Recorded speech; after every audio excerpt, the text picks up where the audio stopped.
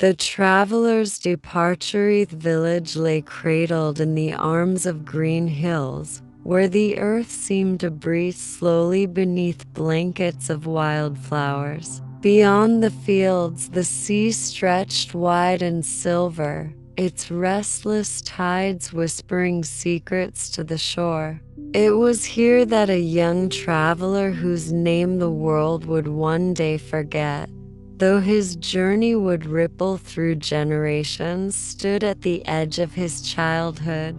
He had always felt the pull of the horizon, even as a boy, while the other children played in the meadows or raced along the forest paths. He would wander alone toward the cliffs, his eyes fixed on the line where the sky kissed the sea. There was something in that distance that called to him a promise of places unimagined, of voices and wonders hidden just beyond sight. The people of the village often shook their heads at him. "You have all you need here," they said gently. "A hearth, a harvest, the safety of known paths." But he would only smile in silence, for the pull in his chest was not something he could explain. On the morning of his departure, the village stirred to the sound of gulls and the smell of salt carried inland on the wind. He rose before the sun, while the world was still blue and hushed, and stepped outside his family's small home. The door creaked as if it too mourned his leaving. The air was cool, brushed with dew. Fields of barley bent low as though in farewell. He lingered for a moment, watching the familiar shape of the hills, the crooked chimney of the baker's cottage, the quiet road where he had taken his first steps. Then, with a long breath, he turned his gaze east toward the unseen road that awaited him. He carried little with him: a satchel of bread and dried fruit, a flask of water, a woolen cloak, and a small wooden charm carved by his grandmother. She had pressed it into his hand the night before, her fingers trembling as if they held both blessing and fear. "It is not the road that changes you," she whispered, her eyes clouded with years. "It is what you carry in your heart. Remember that when the path grows dark." He had kissed her wrinkled cheek and promised, though he did not yet understand the weight of her words, the first steps away from the village were the hardest. Each footfall felt like a farewell. The earth itself seemed to cling to his boots, reluctant to let him go. The air behind him smelled of hearth smoke and fresh bread. The air ahead smelled of rain and the restless sea. He did not look back. Not yet. As the sun climbed, he followed a winding road through fields that shimmered gold in the morning light. The sky unfurled in shades of rose and pale blue, and the birds kept pace with him, darting above in small bursts of song. There was a rhythm to his walking, a heartbeat that matched the pulse of the earth beneath his feet. Hours passed, and with them, the first whispers of doubt. The land grew unfamiliar. The comforting landmarks of home faded into memory, replaced by forests with trees that seemed taller, darker, and more ancient. Their branches arched high above, filtering sunlight into patterns of gold and shadow on the path. Here, the silence was thicker. The only sound was the crunch of his boots on soil, the rustle of leaves stirred by unseen winds. He found himself listening, as if the woods themselves might speak, and in a way, they did. He noticed the Soft hum of insects hidden in the grass, the creak of branches shifting overhead, the distant call of a river threading its way through stone. Each sound was like a note in an unseen symphony, reminding him that the world was alive, vast, and watching. At midday, he stopped beside a stream to eat. The water was cold and clear, tumbling over smooth stones, its surface glinting like broken glass. As he drank, he saw his reflection wavering in the current, a boy on the edge of becoming, eyes filled with equal parts fear and wonder. For the first time since leaving, he thought of what lay behind him, the faces of his family, the warmth of his mother's voice, the quiet pride in his father's handshake. He wondered if they were thinking of him now, if they stood at the edge of the village road, watching the hills and hoping to catch a glimpse of him once more. His chest tightened, but he did not turn back. He could not. The road had already claimed him. By evening, the forest thinned, giving way to rolling moors brushed with heather. The air here was wilder, carrying the cry of hawks and the scent of storm clouds gathering at the horizon. He pulled his cloak tighter as the wind rose, tasting of rain and distance. It was then, as twilight deepened, that he paused on a ridge and finally looked back. The village lay far away now, a scatter of smoke trails fading into the dusk. It seemed smaller than he remembered, as though distance had reduced it to a story told by someone else. A pang of homesickness swept through him, sharp and sudden, but it was softened by something else, a quiet, fierce joy. For the first time, he felt the truth of his grandmother's words. It was not the road that was changing him, it was the steady flame within, growing brighter with each step. Night fell gently, draping the moors in shadow. He made camp beside a cluster of stones, his fire a fragile circle of light against the vast dark. The stars emerged one by one, silver lanterns scattered across the sky. He lay back on his cloak, listening to the wind's low song, and let the rhythm of the earth lull him toward sleep. As his eyes drifted shut, he dreamed of horizons, of distant cities glowing like constellations, of oceans that spoke in voices both tender and terrible.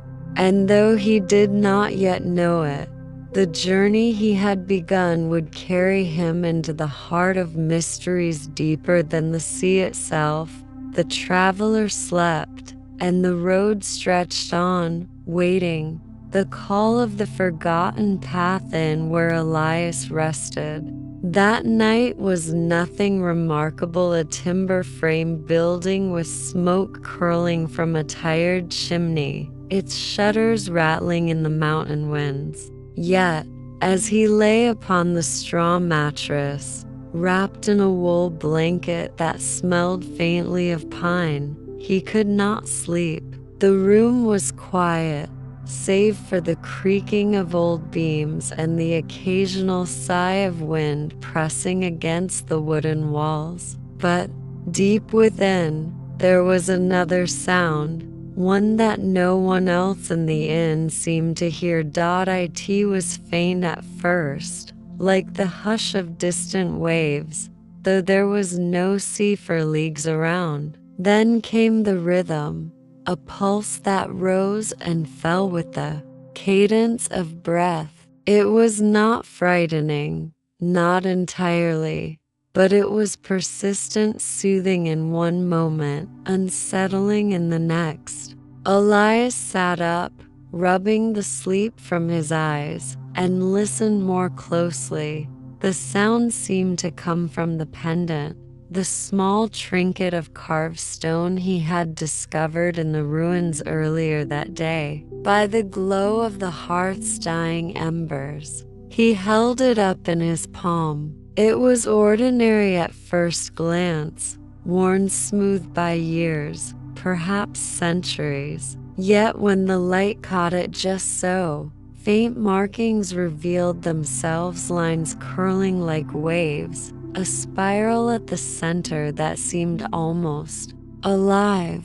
He whispered into the stillness, "What are you?" Of course, there was no reply, but the pendant's quiet hum grew stronger, threading itself into his thoughts until he felt he could no longer remain in the room. A restlessness overtook him, the kind that could not be stilled by comfort or firelight. He rose, laced his boots, and stepped outside. The village was silent. Snow blanketed the rooftops, glittering faintly under a crescent moon. His breath curled into the cold air, each exhale a reminder that he was stepping into something larger than himself. He moved past shuttered homes, past the well in the square, and down the narrow road that curved toward the edge of the forest. The pendant pulsed in his hand, leading him forward as though it remembered the path when he did not. Elias had traveled many roads in his young life. He was not yet 20 summers, yet he had crossed rivers swollen with spring floods, trekked across dusty plains where heat shimmered like glass, and climbed ridges where the air thinned and left his chest burning. But this was different. Tonight, he felt less like a wanderer choosing his way and more like a thread being drawn through the eye of some great needle. The forest loomed before him, dark and vast. Its pines stood tall and silent, their branches heavy with snow. He hesitated at the threshold, where the road dissolved into shadow, but the hum of the pendant urged him onward. With a steadying breath, he stepped beneath the canopy, and the night seemed to shift around him. Inside, the air was colder, sharper.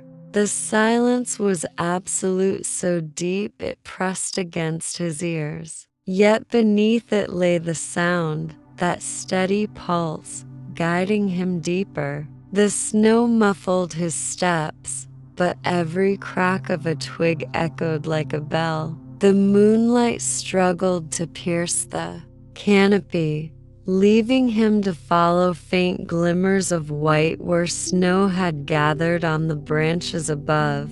He walked until time itself felt blurred, until he was no longer certain if hours or only minutes had passed. His limbs grew heavy, his breath ragged, yet the pendant's pull remained strong. Then, at last, the trees parted, and he stumbled into a clearing. At its center lay a pool, frozen over, its surface smooth as polished glass. Around it stood stones, weathered and leaning, as though placed there by hands long forgotten. Moss clung to their bases despite the snow, and strange carvings lined their faces, spirals, waves, and symbols Elias could not read. The air within the clearing felt charged, humming with the same energy that thrummed in the pendant. He approached slowly, his breath shallow. The pendant grew warm, almost hot, and then, without warning, it slipped from his grasp. It fell to the frozen pool, landing with a sharp crack.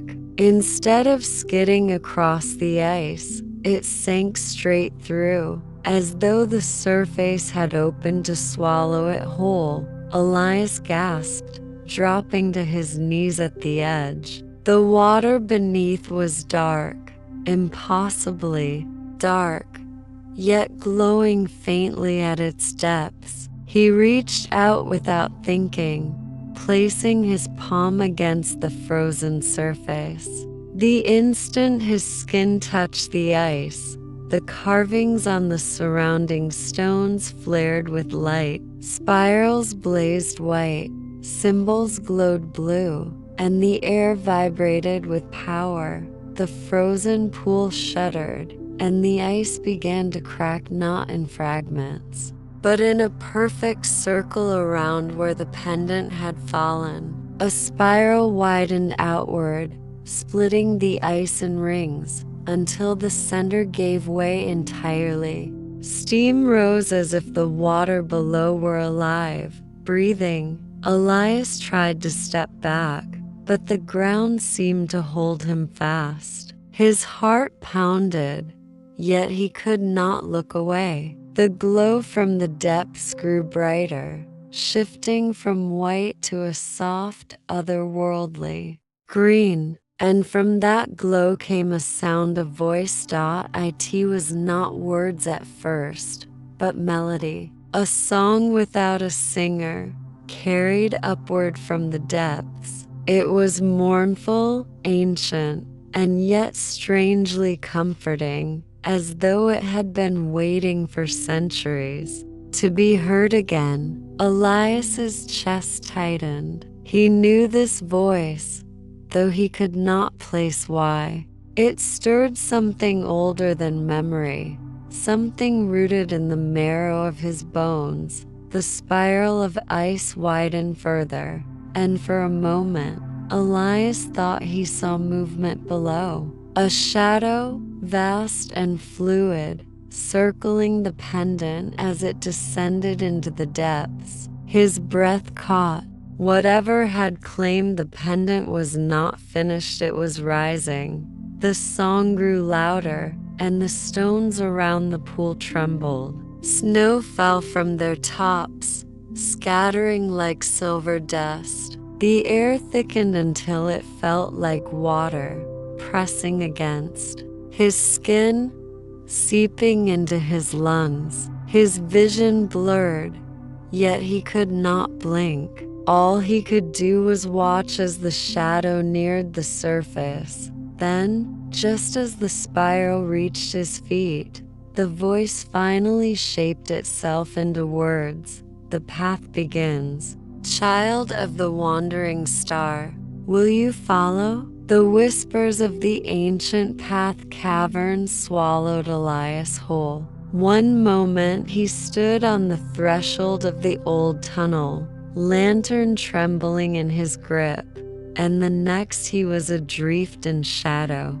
The walls around him shimmered with veins of mineral, green and silver, like frozen rivers of light carved into stone. Every sound seemed amplified: the drip of water, the scuff of his boots, even the faint rhythm of his breath.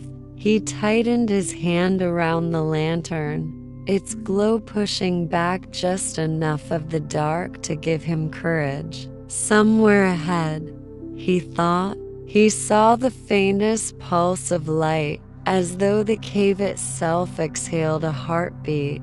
The young traveler had always believed in stories, his grandmother's fireside tales of hidden kingdoms, of secret places waiting beneath the earth or beyond the waves. Yet belief was different than standing here, where the air carried a hum too low for words, as though the cavern whispered in a language older than memory. Elias slowed, pressing his free hand along the wall. The stone was warm, alive even, and then he heard it. Not the drip of water, not the echo of his own steps, but a voice, soft at first, weaving into the hum.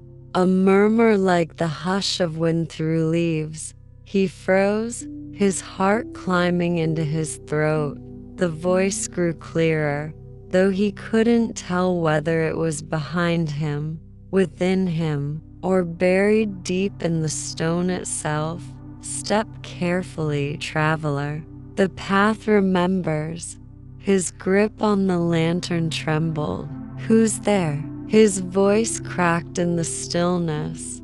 The question absorbed by shadows. No answer came. Only the whisper, curling around him like unseen mist. The stones carry more than weight. They carry memory. Tread lightly, or the echoes will follow.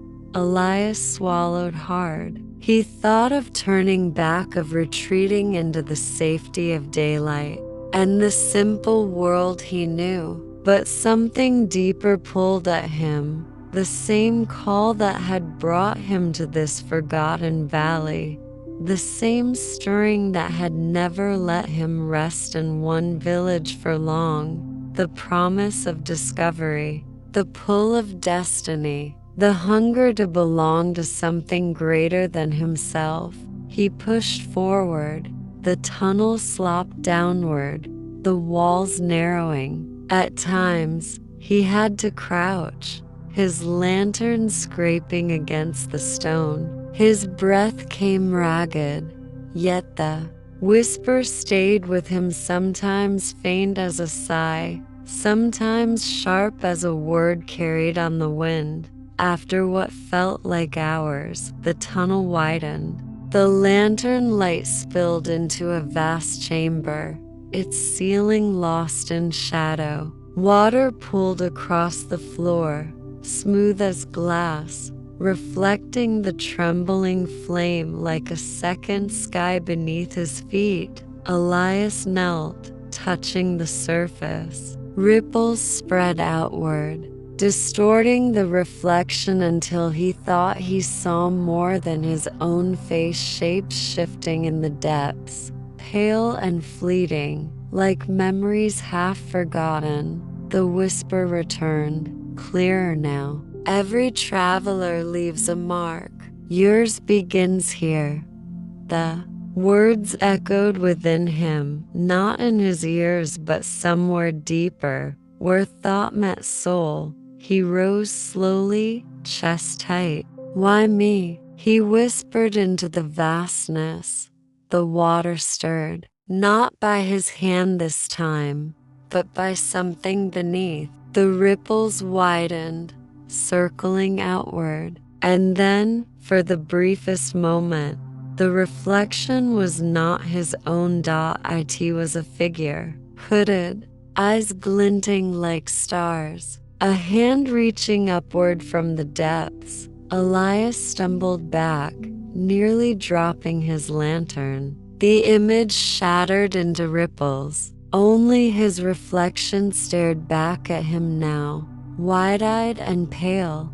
Am I dreaming? His voice wavered, but no dream felt this heavy. No dream hummed in his bones like this place did. He steadied himself, clutching the pendant at his chest, the one his grandmother had given him, the one etched with symbols he never understood. For the first time, the markings seemed to glow faintly in the lantern light, and in that moment, Elias knew this journey was no accident. The path had been waiting. The chamber stretched onward, its edges fading into darkness. A narrow walkway of stone rose above the water, curving into shadow. He followed it, step by step, until the silence was broken by a sound both strange and familiar. Music, low and resonant, like the thrum of a string pulled taut. Notes rising and falling, echoing off stone, as though the cavern itself had become an instrument. Elias froze, lantern held high. The music wove itself into the air, layered with tones that reminded him of rushing rivers, of wind through pine, of voices singing far away. It carried a rhythm that felt older than memory, something primal, yet hauntingly beautiful. Drawn by the sound, he moved faster, his steps guided more by instinct than thought.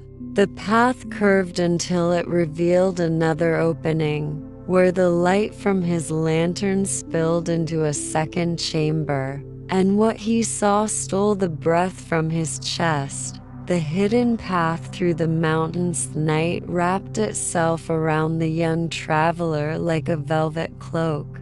The stars glimmered above, sharp and cold against the black expanse, while the wind whispered down the slopes of the mountains ahead. He had never seen peaks so tall, their jagged crowns dusted in silver light, as though the sky itself had laid its hand upon them. He stood at the edge of the valley, the pendant at his chest faintly warm, pulsing as if it shared the rhythm of his heart. The river behind him still sang its restless lullaby, carrying echoes of the revelations it had gifted him earlier. Yet now his gaze was drawn forward, to the vast wall of stone that blocked the horizon. The mountains were not merely obstacles, they were guardians. Their ridges rose like battlements,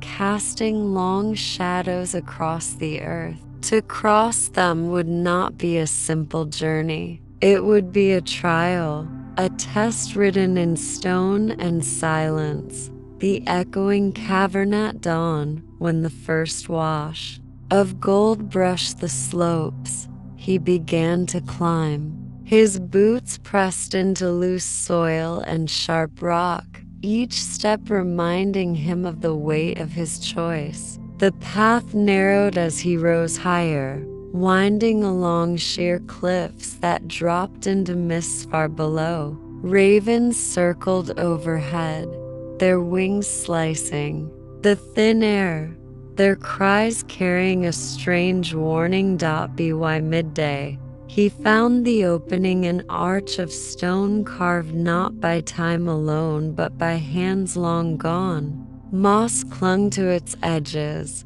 and strange runes glowed faintly along its curve. He hesitated, fingers brushing the symbols. They felt warm, alive, as though the mountain itself recognized him. Inside, the cavern swallowed light, his lantern cast trembling shadows across walls that glittered with veins of crystal. But it wasn't the sight that held him, it was the sound. The moment he stepped inside, the echoes changed. His footsteps no longer belonged to him alone. He froze. Somewhere in the distance, deeper than the lantern's glow could reach, another set of steps mirrored his own. The keeper of the path. Traveler's breath quickened, though he forced himself forward. With every step, the echoes thickened until they shaped themselves into words, fragments of a voice not wholly human. You walk where few dare. The path demands more than courage, it asks for memory. The pendant at his chest pulsed once, then again, as though in answer. He followed, the glow deeper, until at last the cavern widened into a chamber lit from within. Pools of luminous water mirrored the ceiling, where stalactites dripped like frozen music. There, seated upon a throne of stone, was a figure, draped in robes the color of the earth, with hair that shimmered like strands of silver ore. The figure lifted their gaze. Their eyes glowed faintly, like fire seen through smoke. I am the keeper of the path, the voice said, not spoken, but resonating in the stone, in the water, in the bones of the traveler himself. These mountains hold secrets older than the sky above them. Do you seek passage, or do you seek truth? The traveler swallowed, his throat dry. He had no words ready, only the pull of the pendant. Slowly, he touched it and whispered, "I seek both." The keeper's gaze lingered on him, sharp and unreadable. Then the chamber shifted. Trials of stone walls around him seemed to breathe, closing and opening like the lungs of some vast beast. The floor trembled, and the pools of light rippled. Suddenly, the traveler found himself no longer in the chamber, but in a narrow corridor of rock. The keeper's voice followed him, carried by the stone. "Then you must prove yourself. The mountains test not strength of body, but strength of heart." The first trial came swiftly. The corridor split into 3 paths, each marked by symbols carved deep into the rock. One showed the image of fire, another of water, and the third of a spiral sun. The traveler hesitated, then let the pendant guide him. Its warmth tugged him toward the spiral sun. The path was steep and grueling, the air thin and sharp in his lungs. Yet as he climbed, visions appeared in the stone walls around him. He saw his village, his family, moments of laughter and sorrow. Each vision tempted him to stop, to linger in the comfort of memory. But he pressed on, whispering to himself that memories could guide, but not bind. When he reached the top, the visions faded, leaving only the sound of his heartbeat and the steady glow of the pendant. The song of the mountain's second trial lay within a cavern where water cascaded down walls of stone, filling the chamber with mist. At its center was a pool so still it reflected him perfectly. The keeper's voice returned, "Face yourself. See not what you wish to be, but what you are." He gazed into the pool. At first, it showed his own reflection, young, weary, determined. But slowly, the water shifted, revealing darker shapes. His fears, his doubts, every failure he had carried in silence. The reflection whispered, "You are not strong enough. You will not endure. You are only a boy chasing shadows." His hands trembled, yet he forced himself to kneel, touching the pendant. The warmth steadied him. "I am afraid," he admitted softly, voice echoing in the chamber. "But fear does not own me." The reflection shattered. The pool's surface calmed, and the mist thinned, revealing a narrow passage leading onward. The gate of Stoneath's final trial brought him before a massive gate carved into the mountain itself. It loomed higher than any building he had ever seen, covered in spirals and stars etched deep into its surface. The keeper stood before it now, no longer distant, but solid, waiting. "Every traveler reaches this place," the keeper said, voice softer now. "Some turn back, some are broken, few are allowed to pass. The gate does not open to strength, or will it opens to balance. What lies beyond is not for conquest, but for those who carry both humility and courage." The traveler stepped closer. The gate's carvings pulsed faintly, mirroring the glow of his pendant. Without thinking, he pressed the pendant to the stone. For a heartbeat, nothing happened. Then the mountain groaned, a deep rumble that shook his bones. The spirals blazed with light, and slowly, impossibly, the gate began to open. Beyond, the gate wind rushed through the opening, cool and sharp, carrying the scent of pine and frost. Beyond lay a hidden valley, bathed in twilight, untouched by time. Towers of stone rose from the ground like ancient sentinels, their surfaces carved with runes that shimmered faintly in the fading light. The traveler stepped through, flooding his chest. It was as though he had crossed from one world into another, from the known into the forgotten. The keeper's voice drifted behind him. You carry the song of the sea and the strength of the stone. Ahead lies the truth you seek, but remember, every truth demands a price. The gate rumbled shut, sealing him within the valley.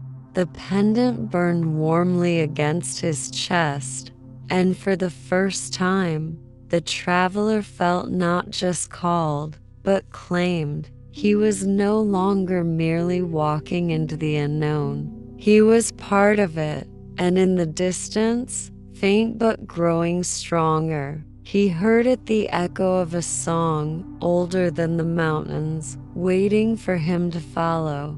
Whispers of the forgotten library. Traveler did not linger long in the valley of carved stones. As the morning mist began to thin, he felt once more that gentle pull and urging that guided his steps onward, as if an unseen hand had ridden the path ahead. His boots carried him along the edges of the valley, past streams that glistened like quicksilver, past trees with barks so pale they seemed to glow in the dawn light. The air grew cooler the farther he walked, carrying with it a faint perfume, mold, paper, candle wax, and something he could not name. It was a fragrance both foreign and familiar, as though memory itself had a scent. At last, the land sloped upward into a ridge of smooth gray stone. Carved into its face was a single archway, weathered, fractured yet enduring. No doors barred his passage, no lock kept him from entering. It stood open, as though it had been waiting for him all along. Inside lay darkness, but not the kind that stifled. This was a gentle shadow, cool and hushed, like the quiet that rests in the corners of an old library. His footsteps echoed as he walked into the cavern, and with each step, dim light stirred. Rows upon rows of shelves revealed themselves, soaring higher than any tower he had seen, stacked with books, scrolls, and tablets.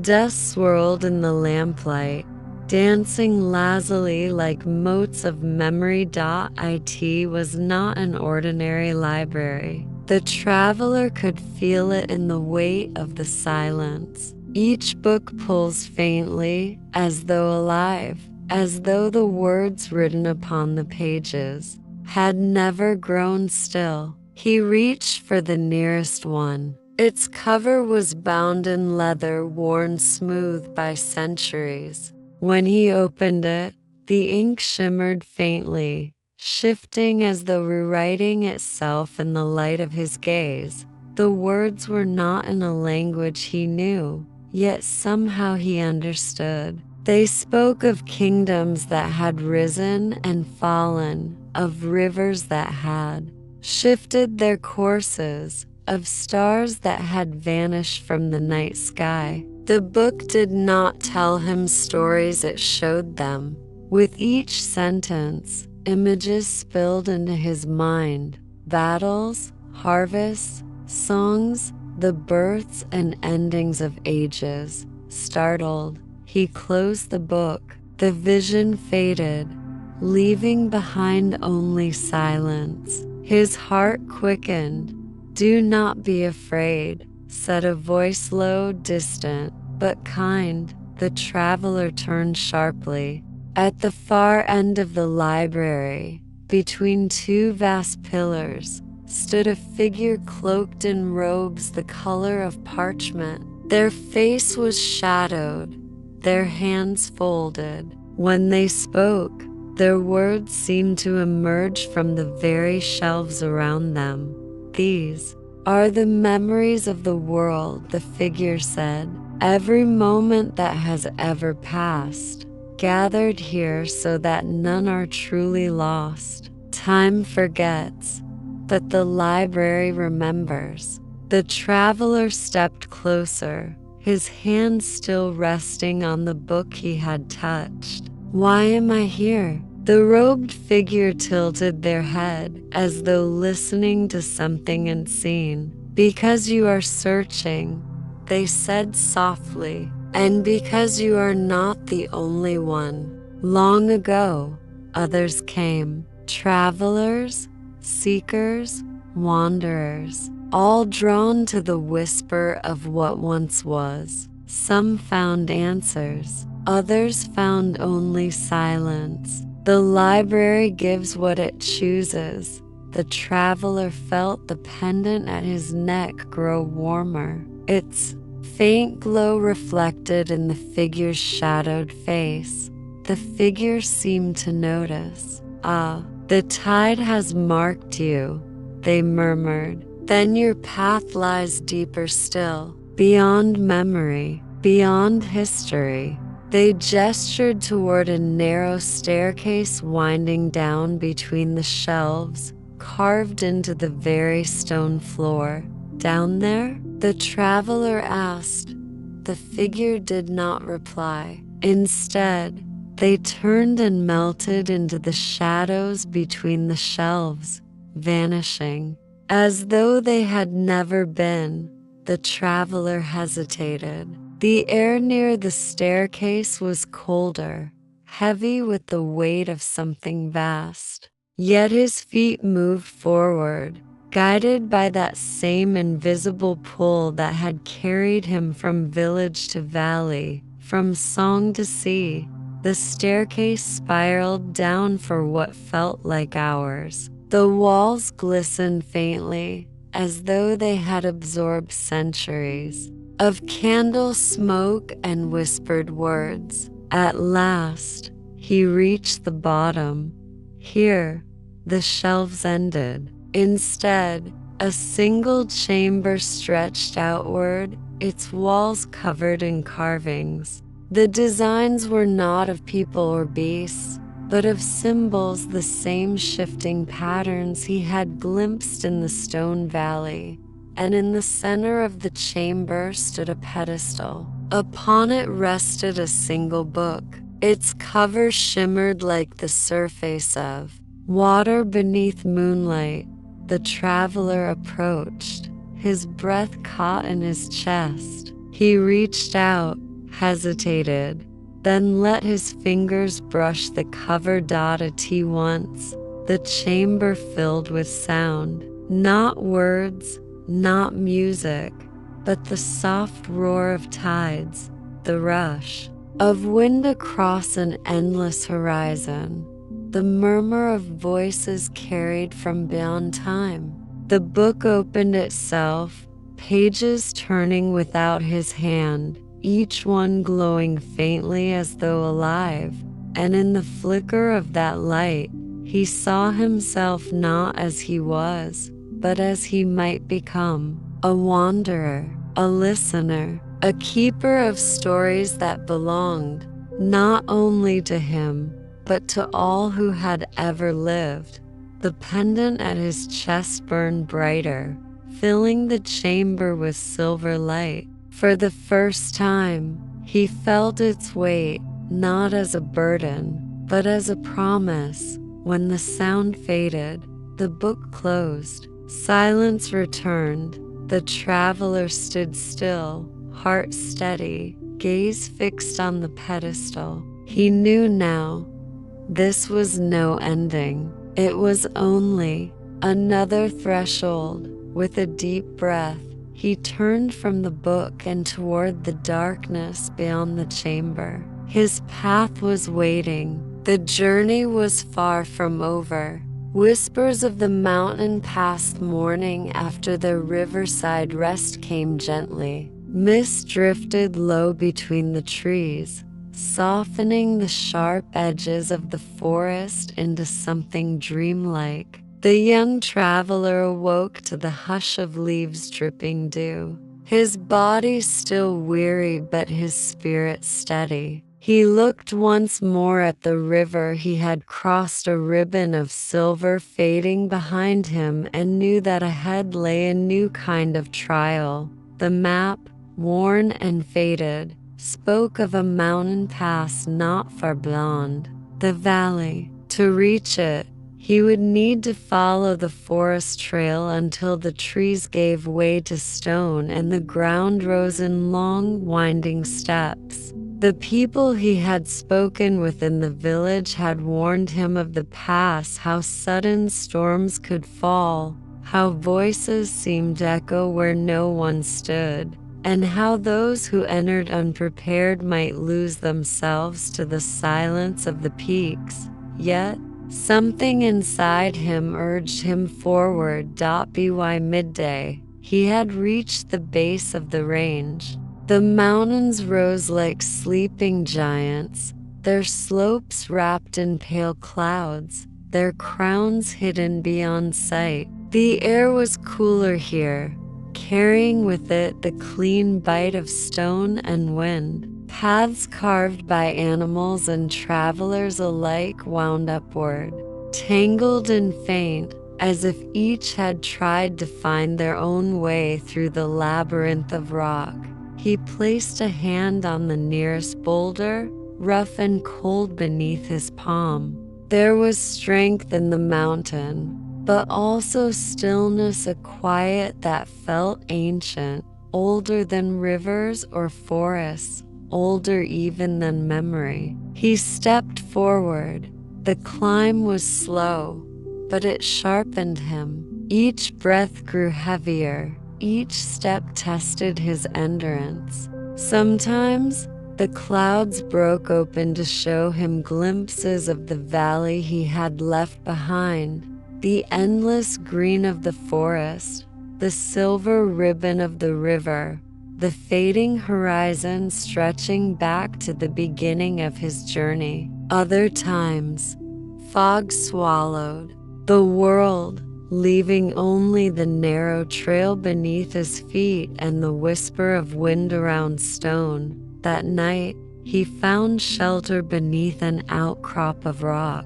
The stars glimmered faintly, muted by drifting mist, but he could still sense them overhead, silent watchers across the dark. He lit a small fire, its warmth pushing back the cold, and listened.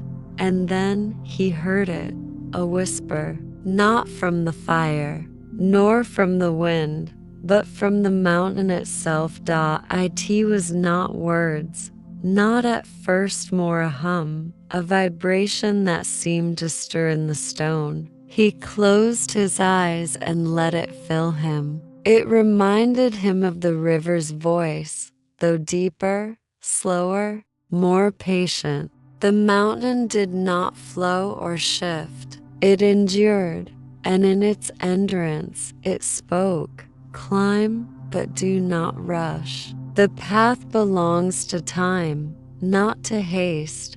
The young traveler bowed his head, as if in reverence. He had no answers to give, only gratitude.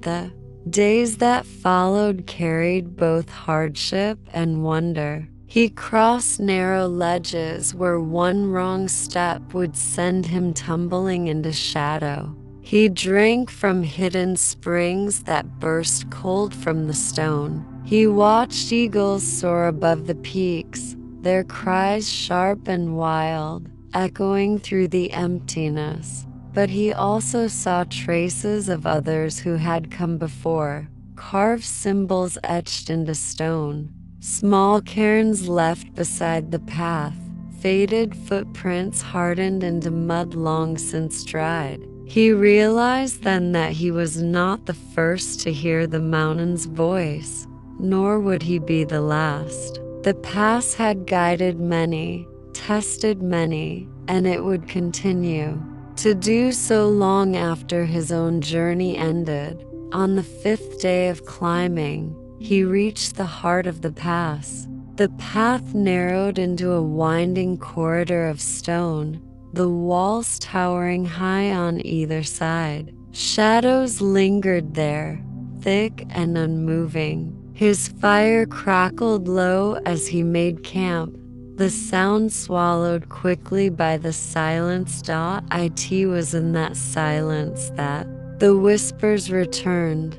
This time, they were clearer threads of sound weaving into meaning. He could not tell if the voice came from the stone, from the wind, or from within himself, but the message settled into him like truth.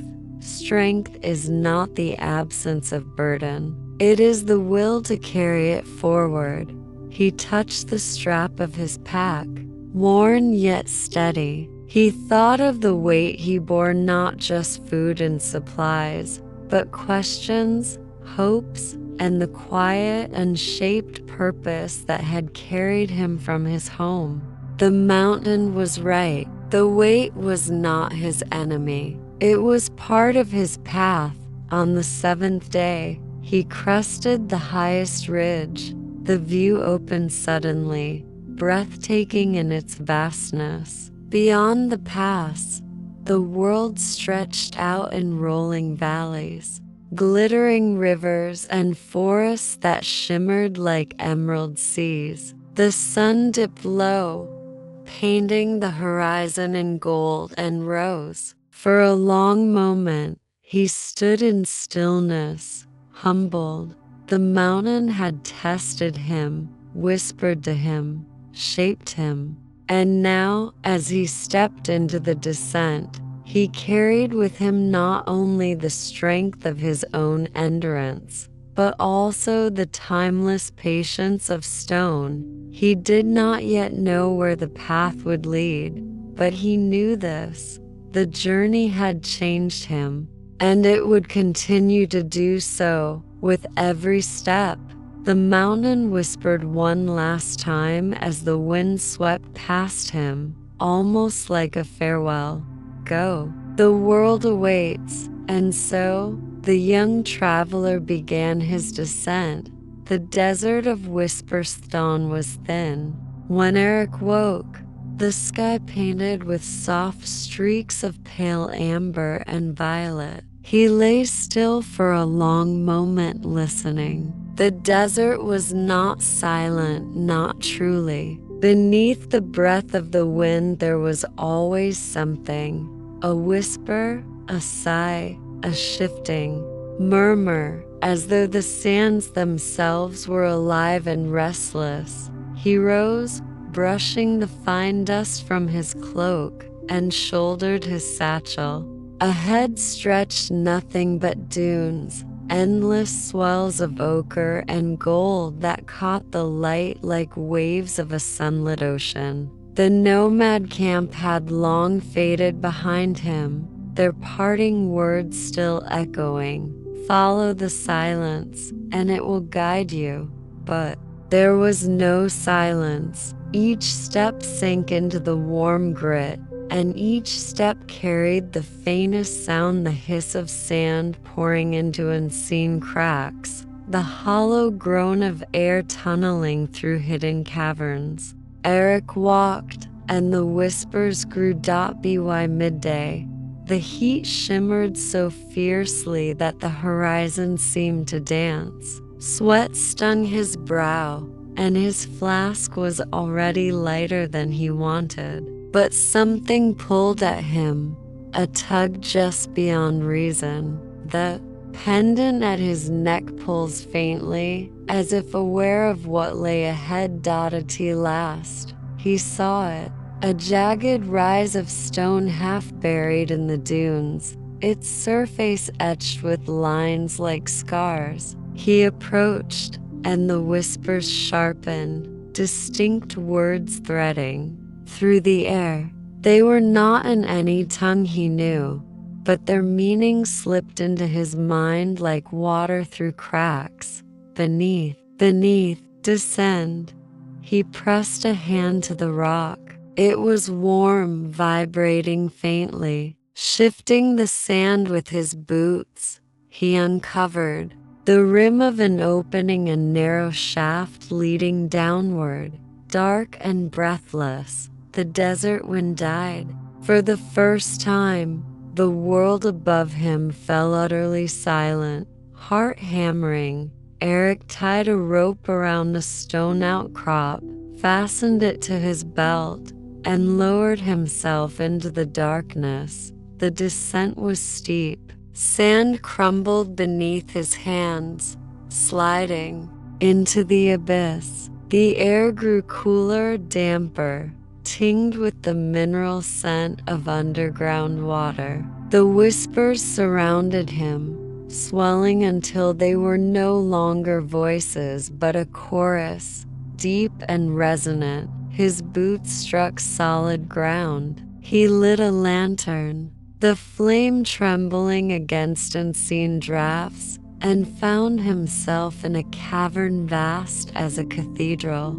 Pillars of stone rose like colossal ribs, and in their shadows were carving spirals, waves, and creatures unlike anything he had seen before. They resembled men, yet not. Long-limbed, crowned with fins, their eyes round and unblinking. Each figure was etched with hands raised toward the sky as though in prayer or warning. At the far end of the chamber, water pooled black and still. He approached, lantern held high, and as its light skimmed the surface, shapes stirred beneath, a ripple. Then a voice, this time not a whisper, but clear as though spoken beside him. You carry the mark. The tide remembers. Eric froze, every muscle taut. The pendant at his chest burned against his skin. The pool rippled again, and from its depths rose a figure made of water and shadow, neither man nor beast, its form ever shifting like a wave in moonlight.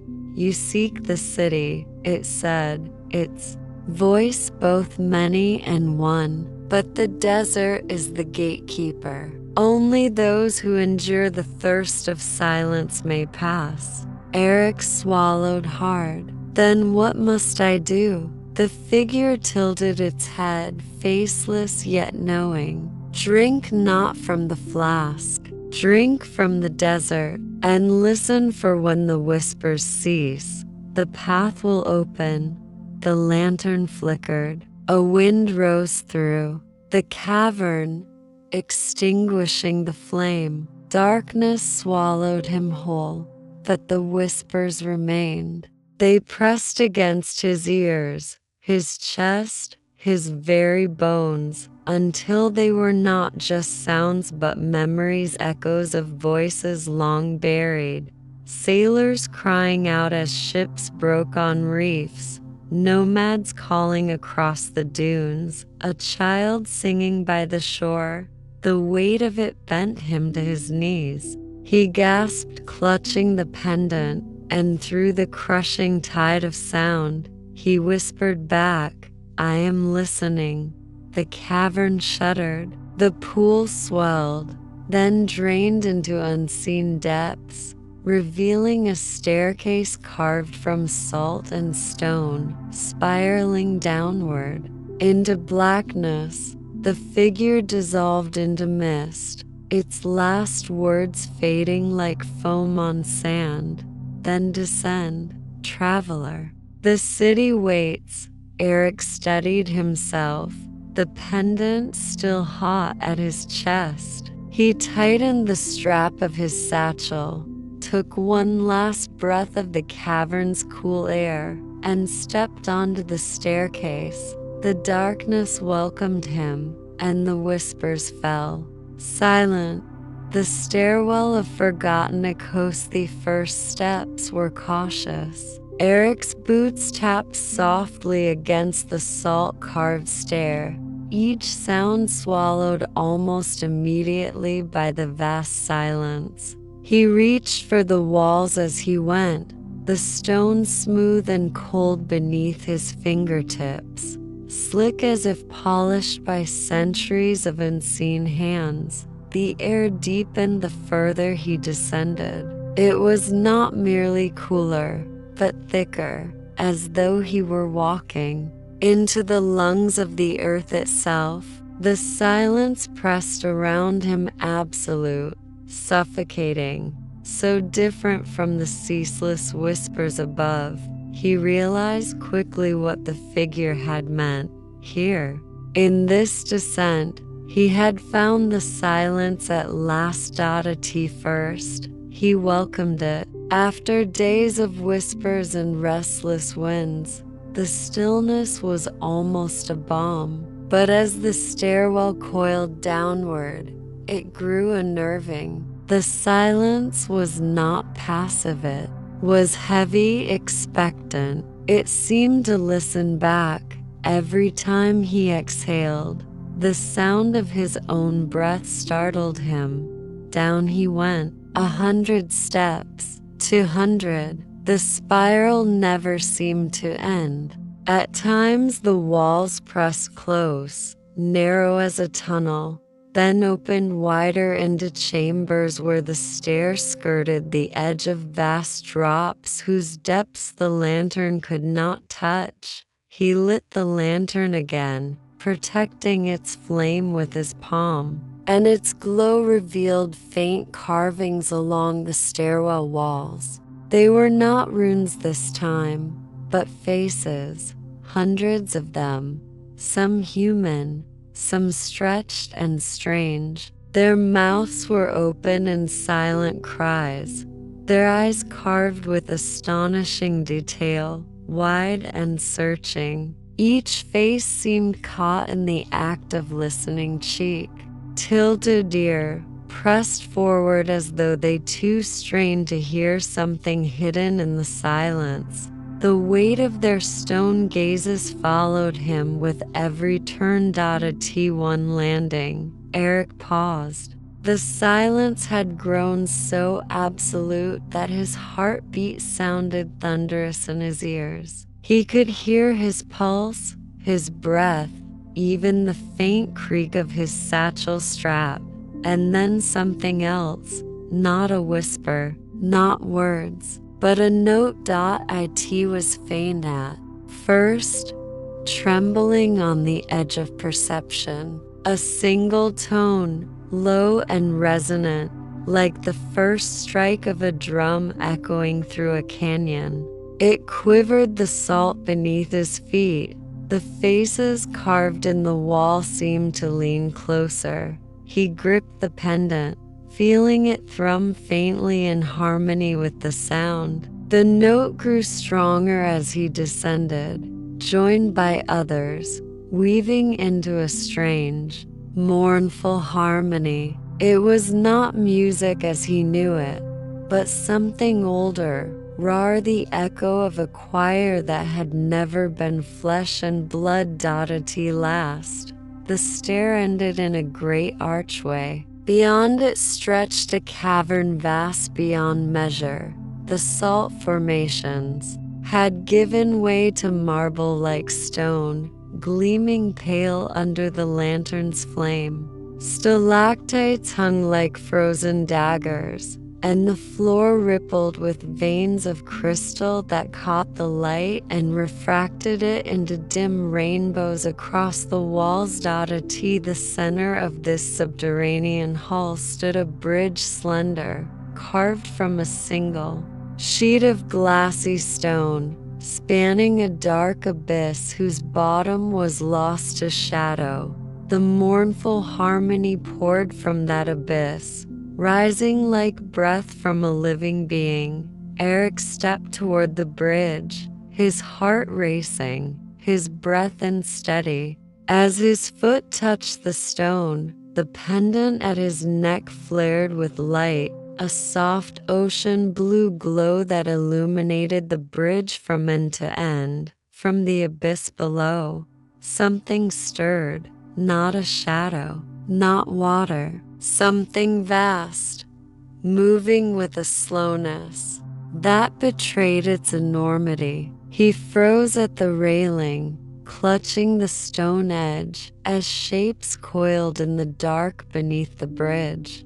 A glimmer of scales, the sweep of fins, an eye the size of a lantern opening and closing in the depths. The music grew louder, not voices, he realized now, but the sound of this colossal being itself, its presence a song, its breath a harmony. It did not rise, it did not strike, it simply moved, and its movement shaped the music that filled the chamber. Eric stepped forward slowly, breath trembling. Halfway across the bridge, the pendant pulsed again, and for an instant he felt something enter his thoughts. A presence not hostile, but vast, overwhelming, like standing in the tide of an ocean current. A voice, though not in words,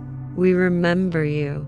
He staggered, gripping the railing, his mind filled with visions, not his own. Great halls beneath the sea, towers of coral and pearl, beings who moved like waves and whose eyes glowed with starlight. Cities that once touched the sky before sinking into shadow. Atlantis. The name pressed itself into his thoughts, unspoken yet undeniable. The vision faded. He found himself at the far side of the bridge, knees weak, sweat cooling against his skin. The cavern was still, the colossal shape below sinking deeper into shadow, its song fading into silence once more. Before him stood another stairway, this one carved from black stone and leading downward into yet greater depths. Above the archway, etched in letters he could not read, was a single symbol glowing faintly, a spiral within a circle. The pendant grew hot against his chest, urging him onward. Eric tightened his grip on the lantern, drew in a steadying breath, and stepped onto the first of the black steps. The silence returned, and the descent continued. The echoing caverns, the torchlight flickered against walls of stone, casting long, rippling shadows as Aaron stepped deeper into the cavern. The air grew cooler, laced with the damp scent of minerals and moss. Each step echoed, as though the cave itself were repeating his movements in whispers, carrying them far into unseen chambers. He paused, listening. The silence here wasn't empty, it was alive, filled with subtle sounds. The soft drip of water, the distant flutter of unseen wings, the faint rush of an underground current, and beneath it all, a strange resonance like a hum buried in the rock, deep and steady, as if the earth itself had a heartbeat. The path narrowed, forcing him to squeeze between jagged walls, his fingers brushing over rough stone that felt warm. In places, as though veins of the world's fire ran close beneath. At last the tunnel opened into a vast chamber. His breath caught. The cavern's ceiling stretched so high it disappeared into darkness, but it glittered faintly, scattered with crystals like fallen stars. A black pool mirrored their glow, perfectly still, as though waiting. At the edge of the water lay something carved not by nature, but by hands, stone steps. They descended into the pool, vanishing beneath its glassy surface. Symbols lined the edges of the steps, worn but legible, curving in spirals that reminded him of waves and winds. He crouched closer, tracing one with his fingertip. The stone was smooth, cool, but the mark seemed to vibrate faintly, like a voice locked in silence. And then the hum deepened. The water rippled. Aaron straightened, his torch trembling in his grip. From the pool's center rose a faint glow, pale blue, like moonlight breaking through deep water. It expanded slowly, forming the shape of an orb, hovering just above the surface. Within the orb swirled shadows of something vast, shapes of wings, waves, mountains, all shifting and dissolving as quickly as they appeared. He felt it wasn't just light, it was memory, the memory of the world itself. A voice broke the stillness. "You have come farther than most." Aaron froze. The voice was neither male nor female, neither close nor far. It came from everywhere: the water, the stone, the very air. He swallowed, his pulse quickening, yet something within him steadied. Who are you?" he whispered. "A keeper of echoes, a fragment of what was left behind." The orb pulsed. Images flashed in its glow, towering cities of stone now buried, forests that stretched beyond horizons, seas alive with creatures both wondrous and terrible. Aaron saw them all as though he were there, breathing their air, feeling their weight. "Upon the earth, the world remembers," the voice continued. "It sings in stone, in water, in wind. Few listen, fewer still are chosen to carry what they hear." The weight of those words pressed against him. He thought of the amulet tucked against his chest, of the map that had drawn him here, of every step that had led him into the unknown. Perhaps none of it had been chance. "What do you want from me?" Silence stretched. Then the orb dimmed slightly, and the voice grew softer, almost intimate. "Not what I want, what you are willing to give." The cavern darkened, shadows thickening. As the glow retreated deeper into the pool, the water stirred, ripples spreading like the rings of a bell struck once. And then, from the black depths below, came another sound, a low rumble, like something vast shifting in its sleep. Aaron's breath caught. He realized the orb wasn't the only thing here. Something else dwelled beneath the water, something ancient waiting. He took a step back, torchlight quivering across the still surface. The silence pressed close again, broken only by the beating of his own heart. He knew this was only the beginning, and that to learn more, he would have to descend the steps into the dark. Descend into the depths. Aaron stood at the edge of the black pool, the faint ripples widening slowly across its surface, as though the cavern itself were breathing. His torch flickered, its glow casting fragile circles of light on the stone walls. He could hear his heart beating in his chest, louder than the drip of water, louder than the sigh of the cavern. The stone steps descended before him, vanishing into the pool like a pathway into the unknown. The markings carved along their edges shimmered faintly when his torchlight touched them, the symbols glowing like whispers etched in stone, as though urging him onward. He hesitated. The water was dark, impossibly still, and yet something stirred beneath it, something vast, ancient, alive. The echo of the voice lingered in his mind. Not what I want, what you are willing to give. With a steadying breath, Aaron adjusted the amulet at his chest. He took his first step. The water lapped around his boot, shockingly cold. Another step, and the chill climbed higher. The torch sputtered as droplets clung to the air, but he held it firm. Step by step, he descended, the pool swallowing him until the water reached his waist. Then his chest oddity last. With one more breath, he let the darkness claim him. The torch hissed and died, but the cavern did not go black.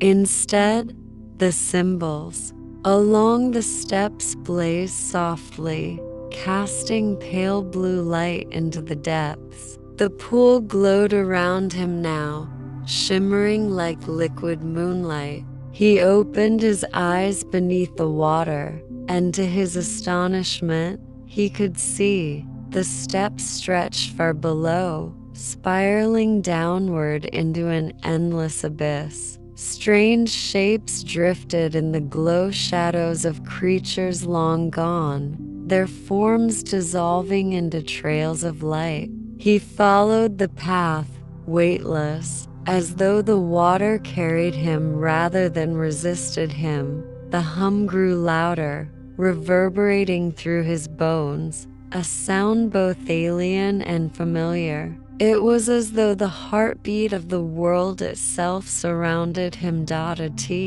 Last, the steps ended. He found himself standing on a vast stone platform deep beneath the pool, though he could breathe here as if it were air. The water shimmered above him, a ceiling of liquid glass. Before him stood a massive doorway carved from black stone, its surface engraved with spirals and stars. The orb of light he had seen earlier hovered at its center, brighter now, its glow spilling across the door like a living flame. As Arn approached, the orb pulsed, and the engravings shifted, rearranging themselves into patterns that seemed to move like flowing rivers. The voice returned. To walk beyond, you must leave behind. Arn's hand instinctively reached for the amulet. The weight of it had guided him here, protected him, perhaps even chosen him. Could he let it go? The orb dimmed, and the silence deepened, pressing in as though waiting for his answer. Slowly, with trembling fingers, he lifted the chain from around his neck. The amulet gleamed in the blue light, its surface alive with tiny flickers of fire. For a moment, he hesitated, and then, with a breath, he placed it into the water at his feet. The instant it left his hand, the cavern trembled. The orb flared, brilliant and blinding, and the door of stone groaned open, its spirals turning like gears, its surface splitting into two vast panels. Beyond lay a corridor of pure light. Arn stepped forward. The moment he crossed the threshold, the hum vanished. Silence fell again, but not empty silence. This silence was alive, vast, infinite, like the pause before a great song begins. The corridor stretched endlessly, its walls not stone but shifting memories. Images rippled along them, battles fought and forgotten, cities rising and falling, oceans carving the earth. He reached out, and his hand passed through the visions, feeling not solidness but warmth, as though touching the memory of a sun long gone. And then, at the far end of the corridor, he saw it. A chamber unlike any he had ever imagined, round, vast, its ceiling painted with constellations that shimmered like real stars. In the center stood a pedestal, and upon it rested a stone unlike any other. It pulsed with light, each beat in rhythm. With his own heart, he knew without being told that this was what the echoes had guarded. The stone of memory. As he stepped closer, the stars above seemed to shift, aligning themselves in spirals around him. The hum returned, not from the walls or the water, but from within him. And then the voice came once more, soft and steady. The world remembers. Now, so will you. Aaron reached out, his hand trembling, his breath shallow. The moment his fingers brushed the stone, light erupted through the chamber, flowing into him, filling him with images, sounds, sensations. He gasped as centuries of memory poured into him, ancient rivers, forgotten songs, the laughter of civilizations long turned to dust. It was overwhelming, terrifying, beautiful, and yet, as the flood of memory washed over him, he realized something. This was not the end of his journey. It was only the beginning. The bridge of forgotten echoes. The air grew cooler as night stretched its veil across the mountains.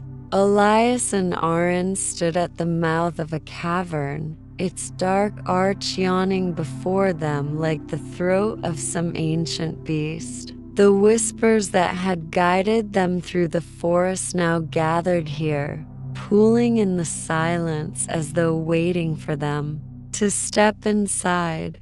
Elias touched the rough stone of the cavern wall. It was cold beneath his palm, but beneath that coldness pulsed a faint warmth, almost like the heartbeat of the mountain itself. He drew a slow breath.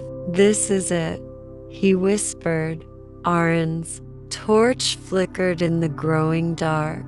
"The bridge of forgotten echoes lies beyond this place, but we must tread carefully, Elias. Not everything that echoes here is memory. Some voices wish to be remembered, and some wish to be freed." They stepped forward. The cavern swallowed them whole.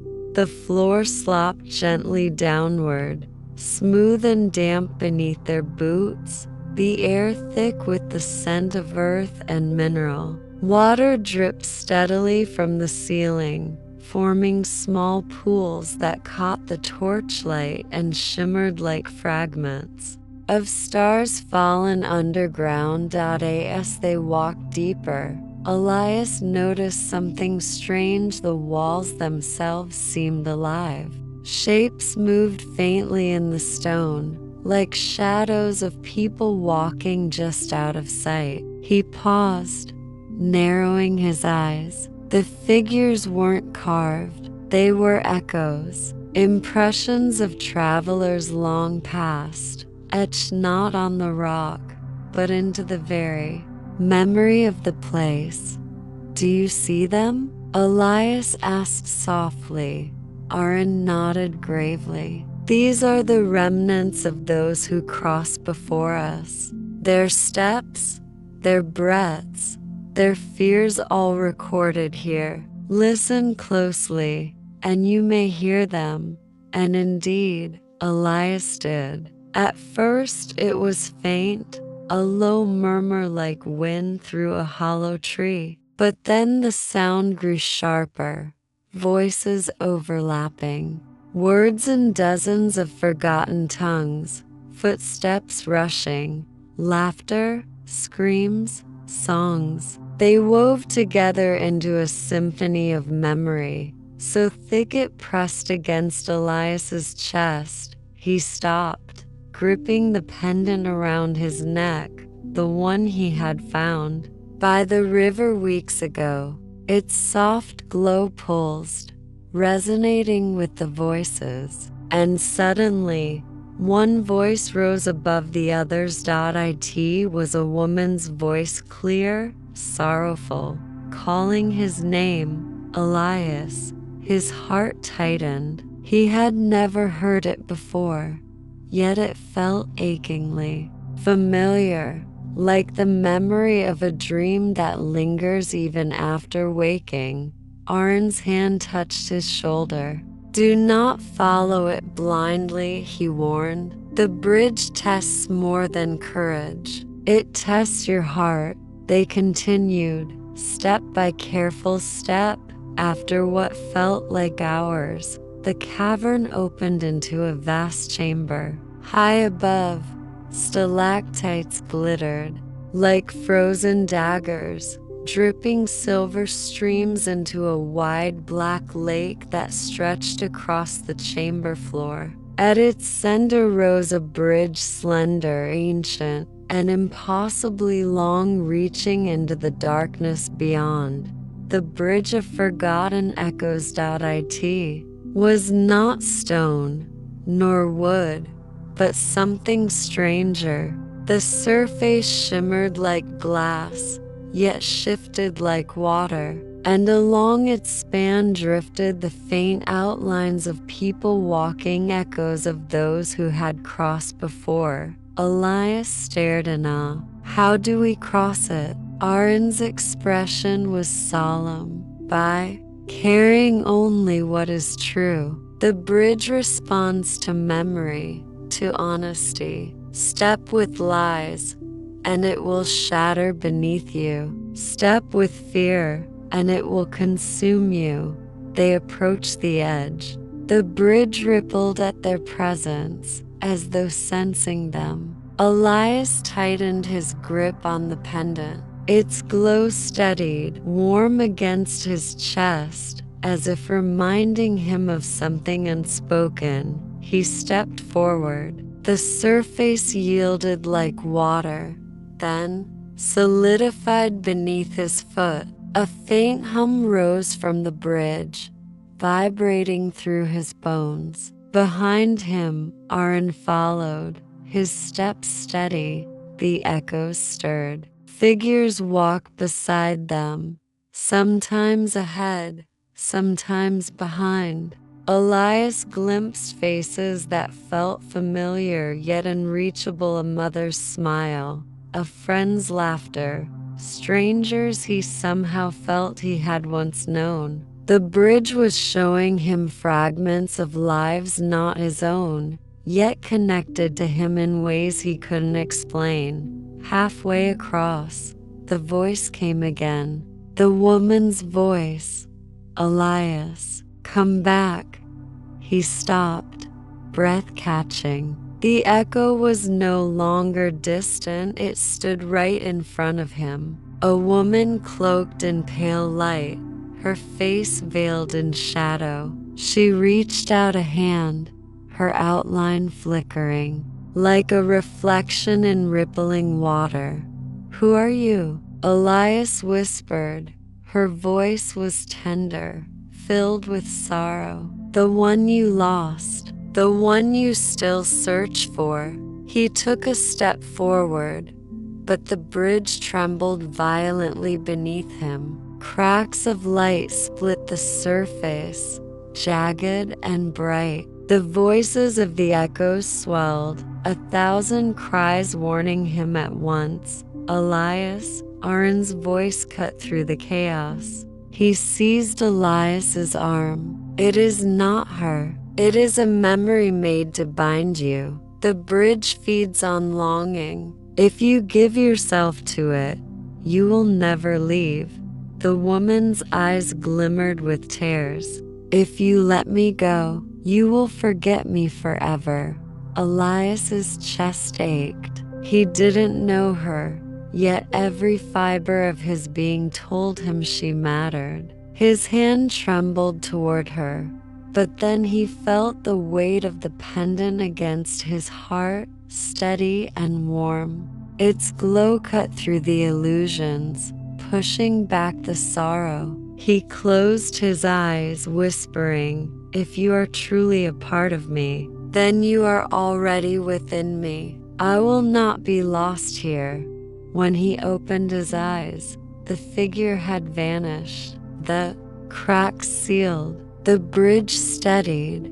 They moved forward, step after step, until the far end of the bridge emerged from the shadows. A great doorway stood there, carved into the mountain itself. Symbols glowed faintly along its frame, ancient runes pulsing with a rhythm like the beating of a heart. As they crossed the final step, the bridge dissolved behind them, fading into mist. Aaron turned to Elias, eyes shining with both pride and worry. "You chose well. Few make it across without losing themselves." Elias exhaled shakily. "I don't even know what I chose, only that it felt right." Aaron's gaze shifted to the doorway. "Then be ready, for beyond this door lies the place even the echoes fear to remember." The runes flared brighter as they approached, their light casting long shadows across their faces. The whispers grew louder once more, rising into a chorus that shook the chamber. Elias placed his hand against the stone door. It was warm, pulsing beneath his skin as though alive, and slowly, with a deep rumble, the doorway began to open. The bridge of Akos. The young traveler lingered in the quiet clearing long after the fireflies had retreated into the thickets of the night. His heart was steady now, calmer than it had been in days. The village, with its lanterns swaying in the soft breeze, still shimmered faintly behind him. But the call that had guided him since he first stepped away from home was tugging once more, subtle yet undeniable, urging him further into the unknown. He rose at dawn. Mist curled low across the earth, clinging to the meadow grass like breath that refused to fade. With steady steps, he pressed onward until the ground beneath him hardened into stone, and the land narrowed into a single winding path carved by centuries of wind and rain. Ahead, a structure came into view, a bridge unlike any he had ever seen. It arched impossibly high, woven not of wood or iron, but of pale stone veined with silver. The air around it shimmered faintly, as though the bridge itself was humming with sound too ancient for the ear to properly catch. When he placed his hand against its surface, the vibration traveled into his bones, the bridge of echoes. He remembered hearing whispers of it in a story his grandmother once told by the fire, a bridge that sang the voices of all who crossed it. Some said it carried memories, others said it tested the weight of a traveler's soul. Whatever the truth, it stood before him now, cloaked in morning fog and silence. He took a cautious step forward. The stone resonated beneath his foot like the note of a bell. Then another step. A low hum stirred, as though the bridge itself was aware of his presence. With each movement, the sound grew layered, voices overlapping, soft and indistinguishable at first, then sharper, clearer. They were his own memories. A faint laughter drifted through the air, the laughter of his younger self, chasing shadows at twilight. Then came his mother's voice, calling his name from a distance. His father's steady tone followed, instructing him on the simplest lessons of survival. Each memory rose like a ripple from deep waters, surrounding him in a chorus of all that he had been. The young traveler paused, his chest tightening. It was beautiful, but unsettling, too, like walking through a hall of mirrors where each reflection was not just sight but sound. The deeper he went, the more the bridge revealed. Regret surfaced, moments where he had faltered, where his courage wavered. He heard himself whispering doubts in the dark, promises made but never kept. The voices were tender, yet relentless, as though the bridge was reminding him that no soul crossed without carrying both light and shadow.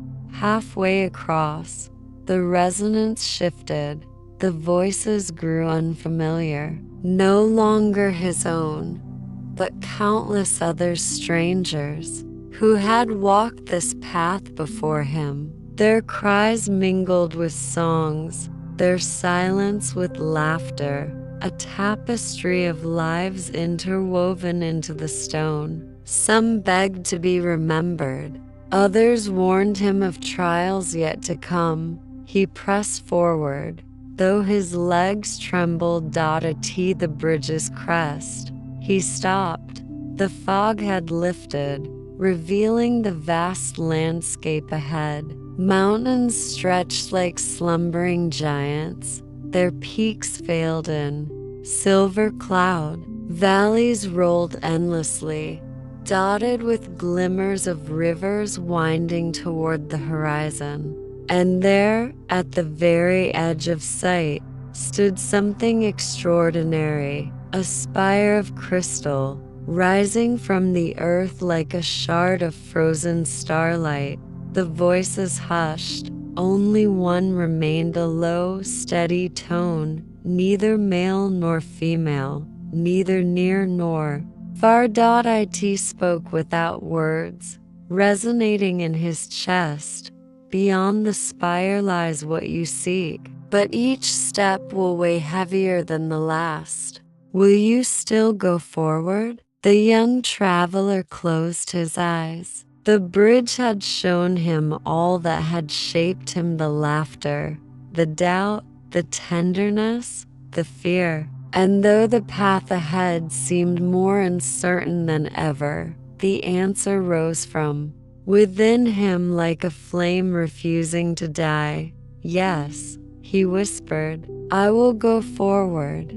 The hum of the bridge softened, almost like approval. The silver veins pulsed faintly beneath his feet, guiding him the rest of the way. When he stepped off the final stone, the sound faded into silence. Behind him, the bridge vanished into mist, as though it had never been there at all. The young traveler did not look back.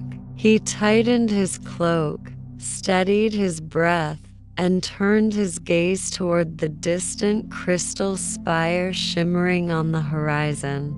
His journey was far from over, but his heart carried more strength than when he had begun. The road stretched before him, endless and waiting, and with quiet determination, he walked on. The valley of still waters. The young traveler moved steadily onward, the echo of the bridge still humming faintly in his chest. The land before him opened into a broad valley, quiet and untouched, as though the world itself was holding its breath.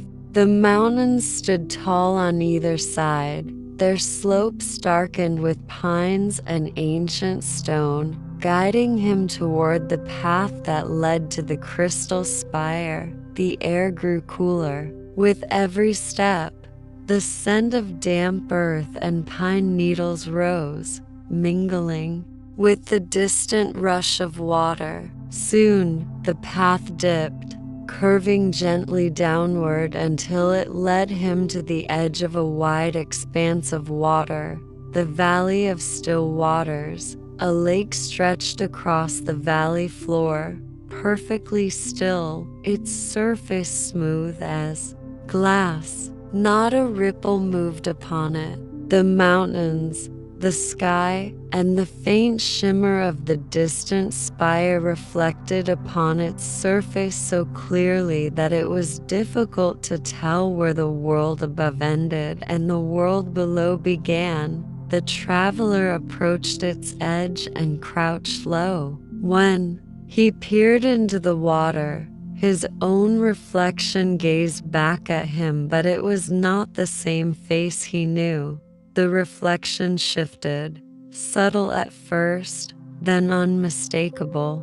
His eyes looked older, lined with years of unseen trials. His shoulders bore the weight of battles not yet fought, and in his hands he carried a staff he had never touched before, glowing faintly with an inner light. The traveler blinked, shaken. The water had not shown him the past, but the shadow of a possible future. He drew a slow breath, steadying himself. Then he noticed something else. The water was not merely reflecting, it was listening.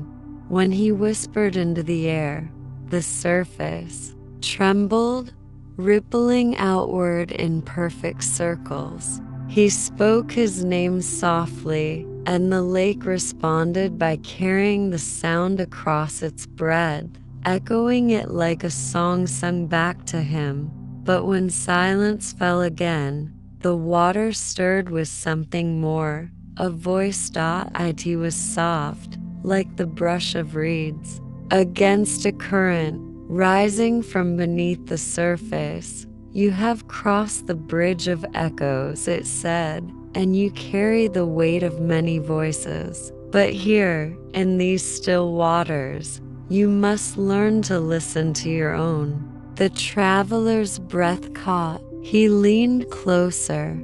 The reflection shifted again. This time, it showed him choices, the diverging roads of his journey. In one vision, he turned from the path, returning to the safety of the village, his life quiet and ordinary. In another, he pressed toward the spire, his path fraught with hardship, but shining with meaning. The water showed not just what was, but what could be. The young traveler sat by the edge for a long while. He let the silence of the valley seep into him, let the cool air calm his restless heart, and slowly he understood the stillness was not a barrier, but a gift. To move forward, he needed not just courage, but clarity. He dipped his hand into the lake. The water was icy cold, yet gentle, wrapping around his fingers like silk. When he pulled it back, the ripples stretched far across the surface. In their wake, the reflection steadied, showing him not futures, not shadows, but simply his own. Face calm, steady, resolute, a quiet certainty settled within him. The valley had spoken. To carry on, he must trust not only the echoes of others, nor the visions of what might be, but the quiet voice within. He rose.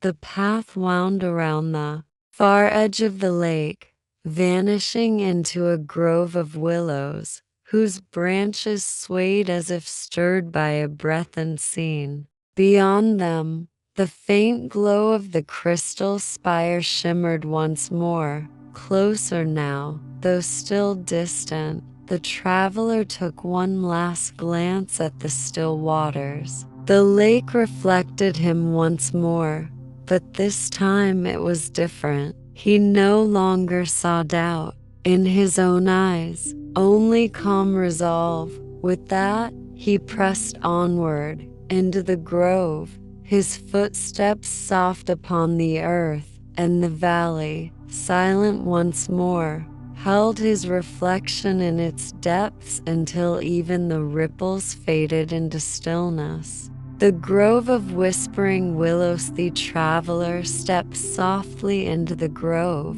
where the willow trees swayed in silence. Their branches hung low, brushing the earth, veiling the path like a curtain of green. The air here was cool and damp, heavy, with the scent of moss and rain. As he passed beneath the canopy, the world outside seemed to vanish. The lake was gone, the mountains were hidden, only the grove remained, a hushed sanctuary where time itself slowed to a near halt. The traveler paused. The silence here was not empty, it was full. He listened, and in the faint rustle of willow leaves, he began to hear voices, not loud or clear, but soft, like distant whispers carried on the wind. They were not echoes, like the bridge had given him. These were gentler, like fragments of forgotten songs, drifting between the trees. Do not hurry. One murmur sighed, every step matters. Another breathed, rest and remember. Came a third. The traveler slowed his pace. For the first time since the journey began, his body ached. His feet were sore, his shoulders heavy. He realized how far he had come and how much weight he carried within him: expectations, doubts, hopes, and unanswered questions. The willows seemed to notice. Their branches swayed closer, brushing lightly against his shoulders and arms as though guiding him toward a place of rest. At the heart of the grove, he found a small clearing. A circle of willows bent their branches inward, forming a shelter, and at its center lay a stone bench, carved long ago by hands unknown. Moss grew thick across its surface, but it was soft, almost like velvet. The traveler sat. The whispers grew clearer, not words this time, but tones, gentle notes, weaving together into something like a lullaby. The willows were singing, their voices flowing like a quiet stream. His eyes drifted closed in the darkness behind his eyelids. He saw not visions of the future, nor the shadows of what could be, but memories, the small, forgotten moments of his own past, his grandmother's laughter, the warmth of a fire on a winter's night, the first time he ever saw the stars reflected in a river. The grove reminded him of something simple, something he had nearly forgotten in the rush of his journey, that life was not only about the destination. It was about these small, quiet treasures along the way. When he opened his eyes again, the whispers faded into silence. Only the soft rustle of leaves remained. The traveler rose, lighter than before. His aches had eased, his heart no longer burdened. The grove had given him rest, and with it, the gift of remembering. As he moved onward, the willows swayed behind him, their branches parting to reveal the path ahead. For a brief moment, the traveler thought he saw the trees bow, as though in farewell. Beyond the grove, the land opened once more, and there, much closer now than ever before, stood the crystal spire. Its light shimmered like dawn itself, painting the horizon with silver and pale blue. The traveler drew in a deep breath. The journey was nearing its heart, and with steady steps, He walked toward the glow. The crystal spire-wreathed traveler's steps slowed as the path widened into a plain of soft, silvery grass. Above him, the sky had shifted into hues of twilight violet and indigo, with stars trembling faintly in their newborn light. At the center of the plain rose the crystal spire. It was taller than mountains, yet delicate as glass. Its surface shimmered with living light, not constant, but pulsing like the heartbeat of the world itself. Each glow spread outward, washing across the grass, touching the traveler's feet, and then fading into the horizon. He stood in awe. Every hardship, every mystery, every whisper had led him here. And yet, as he gazed at the spire, he felt no urgency, no rush to conquer it, no need to claim it. The journey had already given him what he needed. The spire was not a prize to be won, it was a mirror, waiting to reveal. He stepped closer. As he approached, the crystal surface grew clear. At first, it showed only reflections, the stars above, the plain behind. Then slowly, it revealed something deeper. He saw himself, not as he was in that moment, but as he had been across the journey. The hesitant boy who took his first steps on the forest path, the wanderer who braved the bridge of echoes, the dreamer who listened to the whispers of the willows, and the one who had carried questions, doubts, and wonder across miles unknown.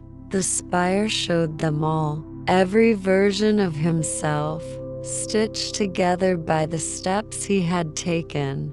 The traveler reached out his hand. The surface was cool, smooth, yet alive with light, and when he touched it, the glow surged, spilling outward, rising upward, flooding the sky with brilliance. For a moment, the world was silent. Then, like a breath released, the crystal's light softened, spreading gently instead of blazing. It did not vanish, it lingered, weaving itself into the stars above, as though they had been waiting all along to be kindled by its glow. The traveler felt warmth fill his chest, not from the spire, but from within himself. The light was not separate from him. It was never separate. It was the same spark that had urged him forward when the path was dark, the same strength that had carried him when he thought he could go no further. The spire had not given it to him, it had only revealed what had always been there. He closed his eyes and let the truth settle. The journey was never about reaching a destination. It was about becoming. When he opened his eyes again, the spire no longer loomed above him as something untouchable. It stood quietly, a companion rather than a monument. Its light was steady, its purpose fulfilled. The traveler turned. The plain stretched before him, endless once more. But he was not the same as when he had begun. His heart carried the whispers of the willows, the courage of the bridge, the wonder of the stars, and the truth of the spire. With a final glance back at the glowing tower, he smiled, then he stepped forward into the horizon. The world welcomed him with silence, and the stars above burned just a little brighter. And so, the journey did not end. It continued.